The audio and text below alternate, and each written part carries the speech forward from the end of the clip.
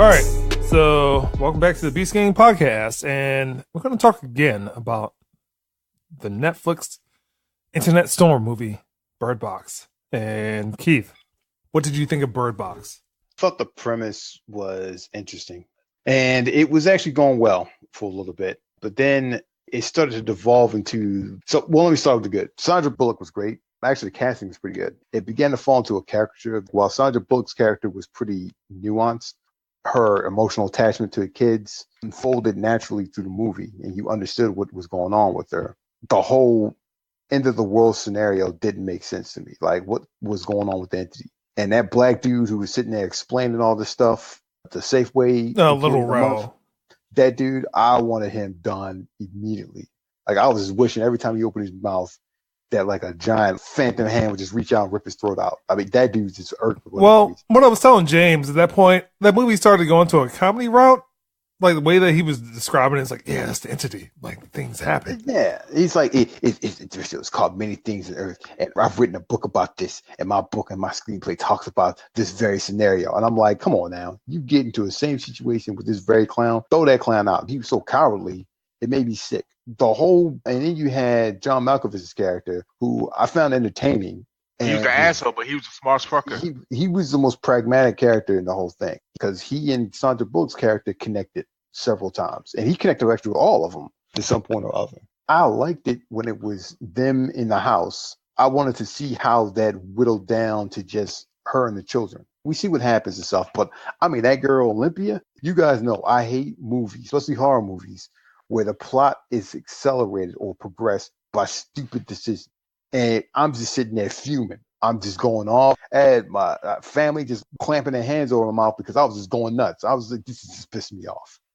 Telling them to get out, to die, throwing stuff at the TV. I'm done. I can't deal with that mess.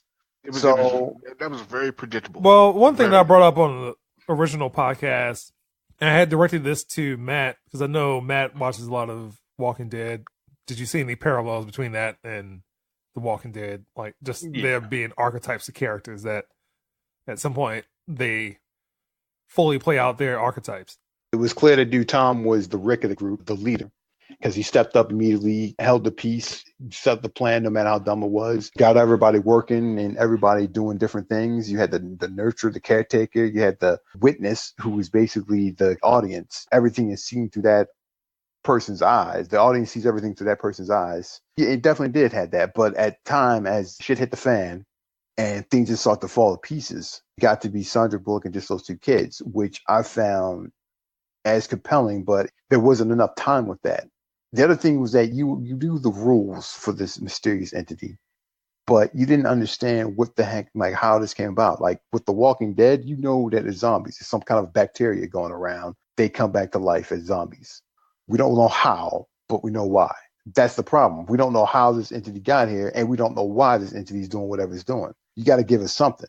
At least tell us how it got there. A meteorite impacted here. I'm fine with it not describing that. What I'm not fine with is the movie breaking its own rules. Again, if you look outside, look up at the sky, you go crazy. No, it's got to be that thing, whatever that invisible entity. You have to see the invisible entity, apparently. An invisible entity is everywhere, because when the one dude came into the house, started opening up all the windows, it didn't really matter. As long as he looked outside, but everything played out the way that the movie wanted it to play out. Unless you were criminally insane.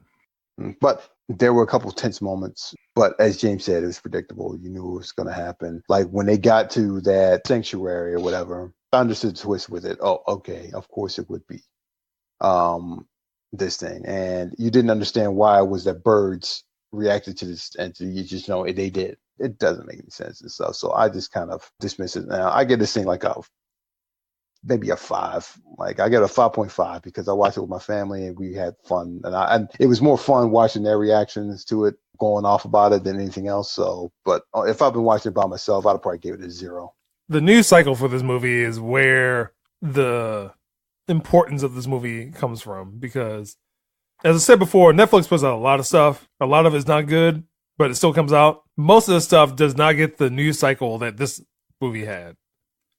And some of that stuff is a little bit better than this, but I'm like, why this movie? Sandra Bullock. Sandra Bullock, you may not like all of her stuff, but she does do quality stuff. And I was a little harsh when I said I gave it a 0. Sandra Bullock was good in this movie.